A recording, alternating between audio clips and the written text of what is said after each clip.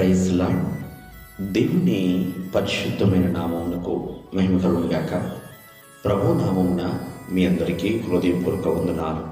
ఈ ఉదయకాలము దేవుని వాక్యాన్ని విందాం. తిమోతికి రాసిన మొదటి పత్రిక 6వ అధ్యాయము 12వ వచనము. విశ్వాస సంబంధమైన మంచి పోరాడము. ప్రియమైన వల్లరా, విశ్వాసము ఆత్మీయ జీవితంలో ఇది ఒక పునాది అండి. కావున ప్రతి ఒక్కరూ కూడా దేవునిలో నిలిచి ఉండాలంటే విశ్వాసము కావాలి. అది పరిపూర్ణమైన విశ్వాసం అయి ఉండాలి. కాబట్టి దేవుని వాక్యం సెలవిస్తుంది, మీరు విశ్వాసంతో నిండి ఉండండి అని.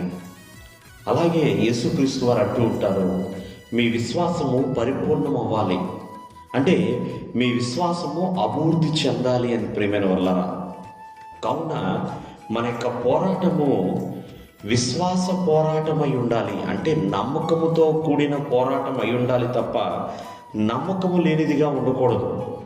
ఎందుకంటే విశ్వాసము లేని క్రియలు మృతమని దేవుని వాక్యం సెలవిస్తుంది. మనము ప్రార్థన చేస్తున్న ఆ విశ్వాసముతోనే దేవుణ్ణి అడగాలి కదండి. కావున విశ్వాసము ఎప్పుడు కూడా మనలో నిలిచి ఉండాలి. విశ్వాసమునందు అభివృద్ధి పొందేలాగా మనము ప్రార్థన చేయాలి. ఎందుకు విశ్వాస పోరాటాన్ని మనం కలిగి ఉండాలి? విశ్వాస సంబంధమైన పోరాటాన్ని ఎందుకు పోరాడాలి అంటే, ప్రేమిన వలన విజయాలు చేకూర్చబడాలంటే నీ పోరాటంలో విశ్వాసం ఉండాలి. అవిశ్వాసం ఉంటే భయం ఏర్పడుతుందండి. ఆనాడు పడవలో సముద్రపు నీళ్లు వస్తున్నాయి, గాలికి పడవ అటు ఇటు కూడా మునిగిపోసాగింది. తుఫాను ఆ సముద్రపు యొక్క అల్లరిని పెంచుతూ ఉన్నదండి. పడవలో ఉన్న వారందరూ అవిశ్వాసం కలిగి ఉన్నారు కాబట్టి భయపడుతున్నారు, చింతిస్తున్నారు. కానీ యేసుక్రీస్తు వారి విశ్వాసం కలిగిన వాడు కాబట్టి, ఎందుకు మీరు అవిశ్వాసంగా ఉన్నారు, అల్ప విశ్వాసంగా ఉన్నారు అంటూ గాలిని సముద్రాన్ని ఆయన గద్దిస్తాడండి. అబ్రహాము విశ్వాసం కలిగి ఉన్నాడు కాబట్టి ఆశీర్వదించబడ్డాడు.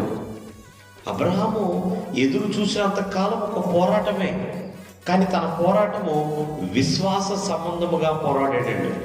కాబట్టి భక్తుడైన పౌలైనా ఇలా మనం చూసుకుంటా ఉంటే చాలామంది విశ్వాస సంబంధమైన పోరాటాలు పోరాడారు. కాబట్టి ప్రేమైన వల్లరా, వాళ్ళు విజయాలు చూడగలిగారు, ఎన్నో మేలులు పొందుకోగలిగారు, ఎంతో ఆశీర్వాదం పొందుకోగలిగారు. ప్రేమైన వల్లరా, ఎన్నో ప్రార్థనలకి జవాబులు కూడా పొందుకోగలిగారు. దేవుడు మిమ్మల్ని ఆశీర్వదించును గాక.